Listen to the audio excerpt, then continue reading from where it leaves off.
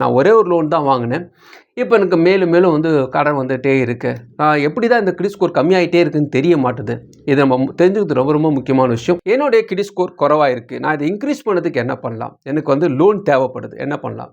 வணக்கம், GK with JK channel மூலம் வரவேற்கிறேன்.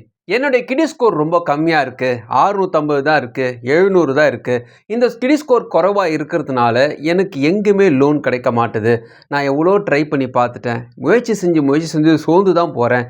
என்னோடய ஸ்கோர் குறைவாக இருக்கிறதுனால என்னுடைய பாதிப்பு ரொம்ப பெருசாக இருக்குது. லோன் மட்டும் கிடையாது, வேறு யார்ட்டையாவது நான் பணம் கேட்கலாம் போனால் கூட வேறு ஏதாவது லோன் வாங்கி வச்சுக்கியாப்பா, கிரெடிட் ஸ்கோர் எவ்வளோப்பா இருக்குன்னு அவங்க கேட்கும்பொழுது நான் பதில் சொல்கிறேன். அதை கேட்டவொடனே அப்படியா இந்த பிரச்சனை வேறு இருக்கா அப்படி யோசிச்சுட்டு தர வேண்டியவங்க கூட கைமாதா தரவங்களும் யோசிக்கிறாங்க. ஏன்னா கடனில் பாதிக்கப்பட்டவங்க தான் நிறைய கிரெடிட் ஸ்கோர் கம்மியாக இருந்தாவே அவங்க வந்து பிரச்சனையில் இருக்கிறாங்க. இவங்களுக்கு நம்ம தந்தால் பணம் திரும்ப வராதுன்னு அவங்க மனசு தோணுது. இதெல்லாம் மனசில் போட்டு ஓடிக்கிட்டே இருக்குது. சில நேரத்தில் என்னடா வாழ்க்கை, அது எவ்வளோதானா போராடுறது, என்ன பண்ணுறதே தெரியல. அப்படி ஒரு சூழ்நிலை நீங்கள் இருந்தீங்கன்னா இந்த வீடியோ உங்களுக்கான வீடியோ. இந்த வீடியோ பொறுத்த வரைக்குமே உங்களுடைய தனிப்பட்ட விஷயம், அதாவது நீங்கள் கடனில் பாதிக்கப்பட்டு இருந்தீங்கன்னா, யாரும் உங்களுக்கு உதவி செய்யாத ஒரு சூழ்நிலையில் ஒரு பயங்கரமான ஒரு கடன் பிரச்சனை நீங்கள் இருந்தீங்கன்னா உங்களுக்கான ஒரு முக்கியமான விஷயத்தையும் பார்க்க போகிறோம். அதே நேரத்தில் இந்த வீடியோவில் 2வது பகுதியில் இந்த கிரெடிட் ஸ்கோர் குறையிறதுக்கான காரணம் என்ன, ஒருவேளை உங்கள் கிரெடிட் ஸ்கோர் குறைவாக இருந்துச்சு அப்படி ஒரு சூழ்நிலை இருந்தீங்கன்னா உங்களுக்கு லோன் கிடைக்க என்ன வாய்ப்பு இருக்குது, இந்த கிரெடிட் ஸ்கோரை நீங்கள் இன்க்ரீஸ் பண்ணுறதுக்கு என்ன பண்ணலாம், இதை பற்றி டீட்டெயிலாக இந்த வீடியோவில் செகண்ட் பார்ட்டில் சொல்ல போகிறேன். ஸோ வீடியோ முழுசாக பாருங்கள், கண்டிப்பாக அது யூஸ்ஃபுல்லாக இருக்கும். அதுக்கு முன்னாடி ஜேகே சேனல் இதுவரைக்கும் நீங்கள் சப்ஸ்கிரைப் பண்ணி பக்கத்துக்கு பெல் ஐகான் ப்ரெஸ் பண்ணி ஆல் ஒரு ஆப்ஷன் கொடுங்க. இது போல் நீங்கள் செய்யும்போது நாங்கள் அப்லோட் வீடியோஸ் நோட்டிஃபிகேஷன் கொஞ்சமாக்கும். இந்த வீடியோ உங்களுக்கு பிடிச்சிருந்துச்சுன்னா ஃப்ரெண்ட்ஸ் ஷேர் பண்ணுங்க. தெளிவாக இலக்கியதுன்னா மறக்காம லைக் பண்ணுங்கள். ஒரு பெரிய காட்டில் ஒரு மனுஷன் ஒரு முக்கியமான ஒரு புதையலை தேடி போகிறான். அவன் தேவையானது தங்கம். இந்த இடத்துல தங்கம் இருக்குன்னு சொல்கிறாங்க, அதனால இவர் தேடிட்டு போகிறாரு. இவர் தனியாக போயிட்டு இருக்கும் பொழுது பார்த்திங்கன்னா நிறைய விதமான இருட்டான ஒரு காட்டுக்குள்ளே மாட்டிக்கிட்டார். அந்த இருட்டான காட்டில் இவருக்கு கண்ணு தெரியல, இருந்த கொஞ்ச நஞ்ச அந்த லைட் வெளிச்சத்தில் நடந்து போயிட்டு இருந்தார். அந்த தீப்பந்தமும் அணைஞ்சிரவோ இவருக்கு பயம் வந்துருச்சு. ஏன்னா இவரை சுற்றி நிறைய மிருகங்களுடைய சத்தம், அதாவது கொடிய மிருகங்கள் சொல்லக்கூடிய புலி, நரி, ஓனாய் இந்த சத்தம்லாம் அதிகமாக கேட்குது. அதுங்களுடைய பார்க்குற மாதிரி இவருக்கு தோணுது. அதே நேரத்தில் பக்கத்தில் இருக்கிறது போல தெரியுது. எல்லாம் அதுங்களுடைய ஐஸ்லாம் இவருக்கு தெரியுது. இவருக்கு பயம் ரொம்ப அதிகமாகிடுச்சு. அடுத்த ஸ்டெப்பு எடுத்து வைக்கக்கூட பயம். ஏன்னா அந்த சத்தத்தை கேட்டு புலியெல்லாம் வந்து பாய்ஞ்சிருமோன்ட்டு பயத்தில் அப்படியே நடுங்கி நிற்கிறாரு. ஒரு நிமிஷம் யோசிச்சு, கடவுளே எனக்கு எப்படியாவது ஒரு வழியை காட்டு, இந்த காட்டை கடந்து நான் வரணும், எப்படியாவது நான் போய் சேரணுன்ட்டு அவர் ப்ரேயர் பண்ணுறாரு. அந்த நேரத்தில் பார்த்திங்கன்னா அவருக்கு ஒரு சின்னதாக ஒரு ரிங்கு கீழே கிடைக்குது, ஒரு மோதிரம் கிடைக்குது.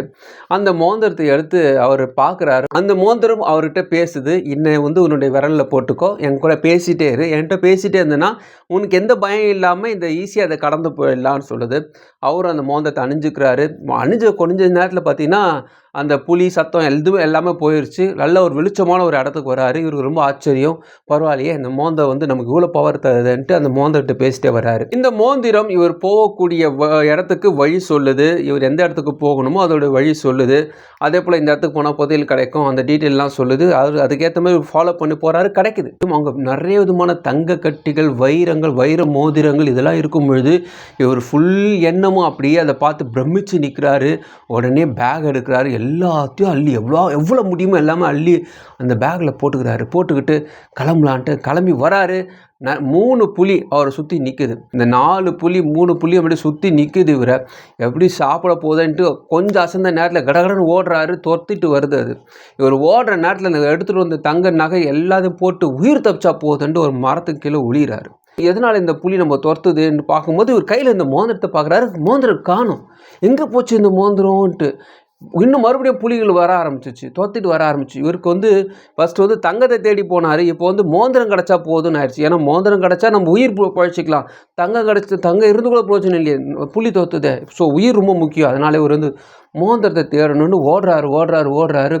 ஒரு கட்டத்துக்கு மேலே என்ன பண்ணுறாரு, ஒரு பெரிய கல் தடைக்கு விழுற நேரத்தில் அந்த மோதிரம் ஒரு பாக்கெட்லேருந்து விழுது. அதாவது இவர் அவசரத்தில் எல்லாத்தையும் அள்ளி போடும்போது இந்த மோதிரத்தை கீழே போட்டிருக்காரு. எடுத்து பாக்கெட்டில் போட்டு வந்துட்டுருக்காரு. எங்கே போட்டோ ஏது போட்டோன்னு தெரியல. அது வரைக்குமே மோதிரம் ஒரு பேக்கெட்டில் தான் இருந்திருக்கு, அவருக்கு தெரியல.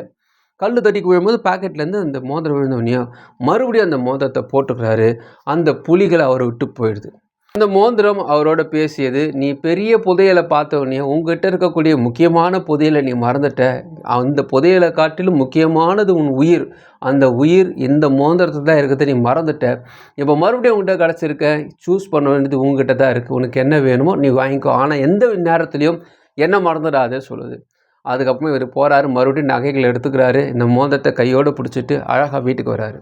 கடவுளை பொறுத்த வரைக்குமே அந்த மோதிரம் போல் உங்கள் கூடவே தான் இருக்கிறாரு. நான் உன்னோடு இருக்கும் வரை, நான் உன்னோடு பேசிக்கொண்டே இருக்கும் வரை உனக்கு பிரச்சனை கிடையாது. நீ என்னை மறந்து விட்டால் என்றால் உன்னுடைய பிரச்சனைகளை மேற்கொள்ளும். அப்போ கூட நான் உன்னை மறக்கலை, நீ தான் என்னை மறந்து போனேன். நான் உன் கூடவே தான் இருக்கேன். ஸோ அது பிரச்சனைகள் ஆனாலும் சரி, புலி துரத்தக்கூடிய பிரச்சனைகள் ஆனாலும் சரி, ஆசை தரக்கூடிய சூழ்நிலை ஆனாலும் சரி, கடவுள் உங்கள் கூடவே இருக்கிறார். இந்த கடவுள் என்ற கான்செப்டை நான் நம்பணுமா, நீங்கள் சொல்கிறதுல நடக்குமா, அப்படிலாம் ஒன்றும் கிடையாதுங்க அப்படி சொன்னீங்கன்னா, நம்பிக்கை ரொம்ப முக்கியம். உங்கள் வாழ்க்கையில் நீங்கள் எந்த சூழ்நிலை இங்கே இருந்தாலும் சரி, கடவுளால் உங்கள் சூழ்நிலையை மாற்ற முடியும். கடவுள் உங்களுக்காக அற்புதங்களை செய்ய காத்து கொண்டிருக்கார். ஸோ ஃபஸ்ட்டு நீங்கள் அந்த நம்பிக்கையில் உறுதியாக இருங்க, கடவுள் உங்களை கைவிடவே மாட்டார்.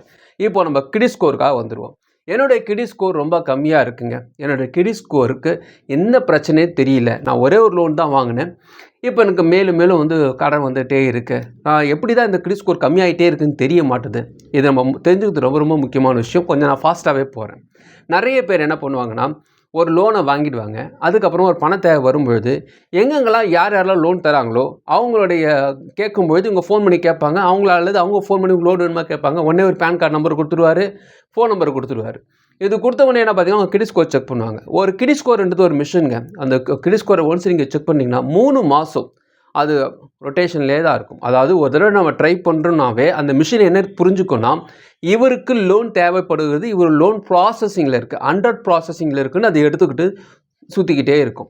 உதாரணத்துக்கு 750 கிரெடிட் ஸ்கோர் இருக்கிறீங்க, ஒரு தடவை நீங்கள் ட்ரை பண்ணிங்கன்னா 50 கிரெடிட் ஸ்கோர் மைனஸ் ஆகிடுமா? ஸோ 700 இருக்குது. இந்த 50 நின்று ப்ராசஸிங்கில் இருக்கும். எவ்வளோ நாளுக்கு பார்த்தீங்கன்னா சரியாக 3 மாதம் இருக்கும். இது ரிசல்ட் சொல்லிடுவாங்க, உங்களுக்கு லோன் கிடைக்காதுன்ட்டு. ஆனால் அந்த ப்ராசஸிங் சுற்றிட்டு தான் இருக்கும். அதுக்கப்புறம் இவர் என்ன பண்ணுவார், ஒரு லோன் ஆப்பில் ட்ரை பண்ணாலும் லோன் ஆப்பில் ட்ரை பண்ணுவார். லோன் ஆப்பில் லோன் கூட கிடச்சிரும். ஆனால் என்ன ஆகுன்னா, ஒரு 50 கிரெடிட் ஸ்கோர் கம்மியாகிடும்.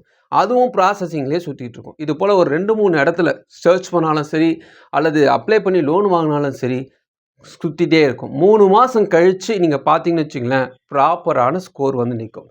அதுக்கு முன்னாடி நம்ம ட்ரை பண்ண நாள் தள்ளி 3 மாதன்றது 6 மாதம், 12 மாதம், சில பேருக்கு ரொம்ப நாளாகவே என் கிரெடிட் ஸ்கோர் மோசமாகுதுன்னு சொல்கிறதுக்கான முக்கிய காரணம், யார் ஃபோன் பண்ணாலும் பேன் நம்பரை கொடுத்து உங்களுக்கு கிரெடிட் ஸ்கோர் செக் பண்ணாதீங்க, அல்லது பேன் கார்டோ அல்லது உங்களுடைய லோன் ஆப்லேயோ ட்ரை பண்ணாதீங்க. நீங்கள் வேணும், ஒரே ஒரு லோன் வேணும்னா ட்ரை பண்ணி பாருங்கள். ஆனால் லோன் ஆப்பில் ட்ரை பண்ணும்போது சரி, லோனை பற்றி ட்ரை பண்ணும்போது சரி, 3 மாதம் ட்ரை பண்ணி முடித்து அதுக்கப்புறமா ட்ரை பண்ணுறது ரொம்ப முக்கியமான விஷயம். ஸோ கிரெடிட் ஸ்கோர் செக் பண்ணுறதுக்கு இந்த விஷயம். என்னுடைய கிரெடிட் ஸ்கோர் குறைவாக இருக்குது, நான் இதை இன்க்ரீஸ் பண்ணுறதுக்கு என்ன பண்ணலாம்? எனக்கு லோன் தேவைப்படுது, என்ன பண்ணலாம்? உங்களுடைய வருமானம், நீங்கள் ஒரு 25,000 30,000 சம்பளம் வாங்குறீங்க வச்சுக்கோங்களேன். அந்த சம்பளம் உங்களுடைய பேங்க் அக்கௌண்ட்டில் கிரெடிட் ஆகணும். கையில் வாங்குகிற பணம் செல்லுபடி ஆகாது இல்லையா? ஸோ கிரெடிட் ஆகிற மாதிரி பார்த்துக்குங்க. அப்படி கிரெடிட் ஆயிடுச்சுன்னா உங்களுடைய ரொட்டேஷன், நீங்கள் எடுத்து வந்தோடனே சம்பளத்தை எடுத்து கடகடன்னு அடித்து அன்றைக்கே காலி பண்ணாதீங்க. நீங்கள் என்ன பண்ணணும், ஒவ்வொரு நாளுக்கு நீங்கள் டிரான்சாக்ஷன் எல்லாம் காட்டணும். அப்படின்னா தான் அந்த மிஷின் தெரியும், இவர் இவ்வளோ பணம் வாங்குறாரு, 20 நாளில் இவ்வளோ செலவு பண்ணிக்காது மிஷின் தெரியும். ஸோ மிஷினுக்கு தெரிஞ்சதெல்லாம் டிரான்சாக்ஷன் நம்பர்ஸ், அந்த நம்பர்ஸை வச்சு தான் உங்களுக்கு லோன் தரும். அதனால் இதை நம்ம தெரிஞ்சுக்கணும். ஸோ இப்படி பண்ணால் உங்களுக்கு லோன் கிடைக்கும். இதற்கிடையில் உங்களுக்கு 750 வந்தாலும் லோன் தர, 600 வந்தாலும் லோன் தரத்துக்கு நிறைய பேர் இருக்கிறாங்க. ஆனால் அதில் அட்வைசபிள் கிடையாது. அப்படி வாங்கத்தை காட்டிலும் இது போல் கொஞ்சம் வெயிட் பண்ணி வாங்கினீங்கன்னா உங்களுக்கு 3 லட்ச ரூபாய்க்கு நீங்கள் ஒரு அதிகமான வட்டியில் மாட்டத்தை காட்டிலும் ஒரு 4 மாதம் வரைக்குமே ப்ராப்பராக டிரான்சாக்ஷன் வச்சுட்டு அதுக்கப்புறமா ட்ரை பண்ணி பார்த்தீங்கன்னா உங்களுக்கு 5 லட்ச ரூபா கூட லோன் கிடைக்க வாய்ப்பு இருக்குது. உங்களுக்கு கிடைக்கிறது இல்லை, அவங்களுக்கு தேடி தருவாங்க. ஸோ இந்த நேரத்தில் பொறுமை முக்கியம், டிரான்சாக்ஷன் முக்கியம். இந்த வீடியோ உங்களுக்கு பிடிச்சிருந்தா ஃப்ரெண்ட்ஸுக்கு ஷேர் பண்ணுங்கள். அவங்களுக்கு பிடிச்ச மறுபடியும் பார்க்கலாம். வணக்கம்.